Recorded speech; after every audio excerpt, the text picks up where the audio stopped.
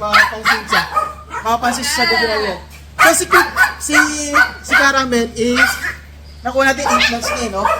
8 months na nung nakuha natin. 8 months na siya nung nakuha namin. So ngayon, ha?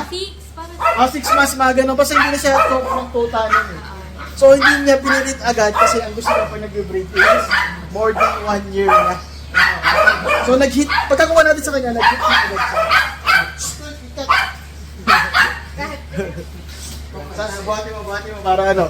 So more than 1 year na pag nag-breed, yun yung gusto niya lagi. Para mas hindi siya hirap, mas kaya na, mas ready na yung yung so more than 1 year. Kaya yung una siya nag-hit, nakuha namin siya November pa. November ba yan? Basta nandun naman sa video yung pecha.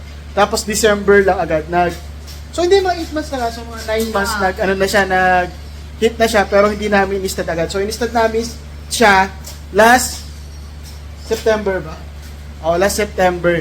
So ang ginamit namin stud is yung kay Kuya June na tricolor din. Ang pangalan nun, yung lalaki. Si Atlas. Si Atlas. So yun nga guys, usually si Caramel, sa amin siya dalawa. So magkapatid kami. Pero ang nag-aalaga, siya talaga. No? So kasi ako, busy ako doon sa farm, sa tiny house, and syempre sa Ibunay. No? So yan talaga si Nini nagagala. Meron siya, bukod sa Corgi, meron siya mga Pomeranian. So meron siya si Kit Kat, yung unang-una niya aso. Tapos meron din si Tokwa. Si Tokwa, no? And meron din si Cola. So yan si Cola, no? So yan si Cola. Cola naman, pakita. Yan si Cola. So yan si Cola. So dalawang babae, isang lalaki po niya. Okay lang yan, doon sa tapos palis sa kayo, uwi na rin kayo agad eh, no? So at least yan, para makita natin mga yung update dito sa ating kennel. So dito sa kennel, may pangalan na ba itong kennel nyo? Increase kennel, no? So yan. Increase the quality. Increase the quality, gano'n, no?